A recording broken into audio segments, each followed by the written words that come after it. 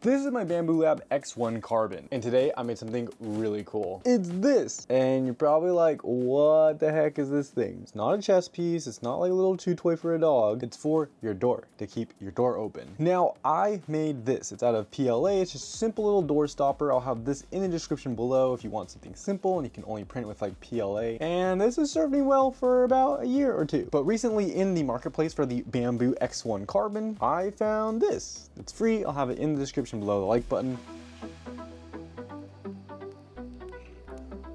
And you're probably like, okay, how does this do the same job or better as this? Like, why am I changing this out? Well, first off, you can't make this out of PLA. It needs to be made out of TPU. Pretty similar material. It's not toxic, and it's more of like a rubbery kind of material. You can see that stretch right there. Yeah, that don't happen with PLA. Check that out. That's not supposed to happen with PLA.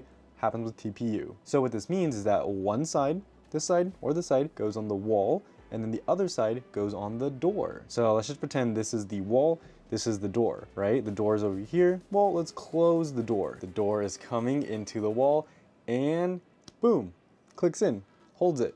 And then with just enough force, you can pull it out, and the door is open. So let's go install this on the door. I have this little hardware kit. I'll have it in the description below. The like button comes with a bunch of M2 screws, so you could use it for multiple different applications. M2 screws are pretty universal for a lot of things. Now, they're not self-tapping, so we're gonna have to pre-drill. I'm using a 1/16 bit, and in the kit, I'm using the M2 16mm. That goes plenty through there. Now, M2 screws are pretty small, but there are included washers in the kit, so that makes it wide enough to put in properly. All right, so let's go pre-drill those holes and put everything together.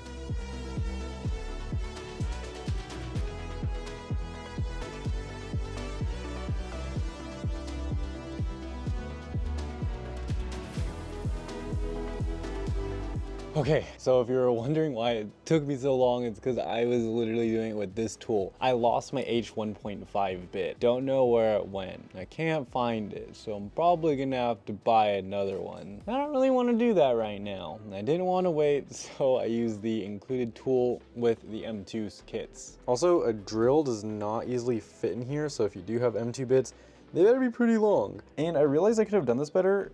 This did not have to be in the middle of the door. It could have been on the floor, less visible, but yeah, this will forever be here, and that will forever be there. And I definitely should have done it on the floor. Yeah, that's my bad. That's poor planning on my part. All right, let's take a look. So door's open, and then all we're going to do is hit it on that latch. You see that, guys? Right here. Boom, and it holds it. Heck, flippin', yeah. So whenever I want to open the door, I'm just gonna grab it, and you'll see it on latch. Right, ready? Boom, that's it. And then I can just use the door freely. Then when I want to leave it open, just push it here, and it holds. Heck yeah, I love this. All right, stay subscribed to see more crazy things I do. And hopefully in the future, I do it right the first time.